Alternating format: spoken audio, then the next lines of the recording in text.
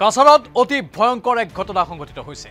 এগৰাকী মহিলাক নিৰ্মম অত্যাচাৰ চলায় সেই মহিলাগৰাকীৰ মাটি সম্পত্তি দখল কৰাৰ চেষ্টা কৰিছে মুনাফ আলী নামৰ এগৰাকী ব্যক্তিয়ে।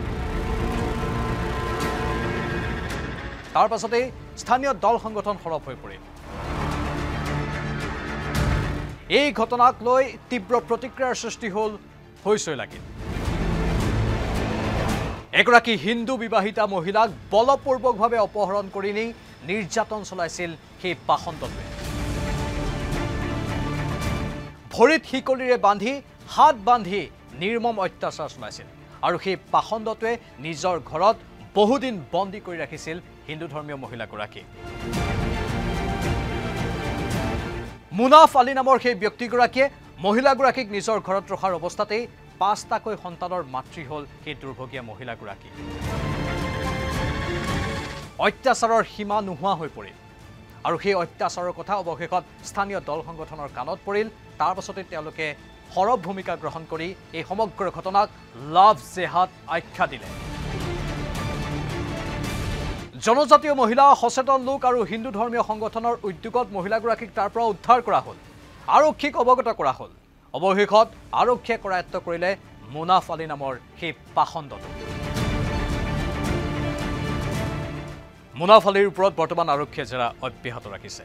সমান্তৰালভাৱে অঞ্চলটোত যাতে শান্তি শৃংখলা অটুট থাকে তাৰ বাবেও আৰক্ষী প্ৰশাসনে বিশেষ ব্যৱস্থা গ্ৰহণ কৰিছে।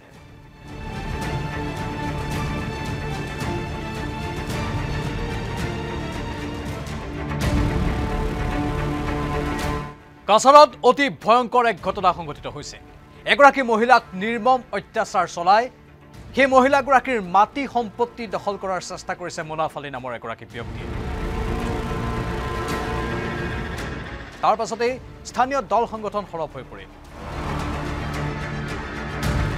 এই ঘটনাক লৈ তীব্ৰ প্ৰতিক্ৰিয়াৰ সৃষ্টি হ'ল হৈছৈ লাগিল।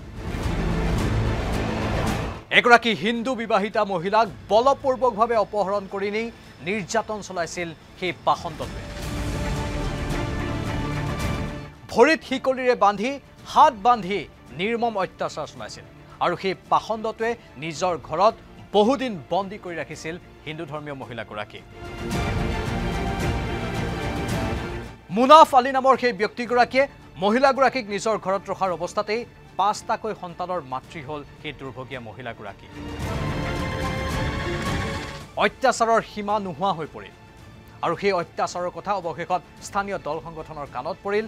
তাৰ পাছতে তেওঁলোকে সৰব ভূমিকা গ্ৰহণ কৰি এই সমগ্ৰ ঘটনাক লাভ জেহাদ আখ্যা দিলে। জনজাতীয় মহিলা সচেতন লোক আৰু হিন্দু ধৰ্মীয় সংগঠনৰ উদ্যোগত মহিলাগৰাকীক তাৰ পৰা উদ্ধাৰ কৰা হ'ল, আৰক্ষীক অৱগত কৰা হ'ল। অৱশেষত আৰক্ষীয়ে কৰায়ত্ব কৰিলে মুনাফ আলী নামৰ সেই পাখণ্ডটো। মুনাফ আলীৰ ওপৰত বৰ্তমান আৰক্ষীয়ে জেৰা অব্যাহত ৰাখিছে। সমান্তৰালভাৱে অঞ্চলটোত যাতে শান্তি শৃংখলা অটুট থাকে তাৰ বাবেও আৰক্ষী প্ৰশাসনে বিশেষ ব্যৱস্থা গ্ৰহণ কৰিছে।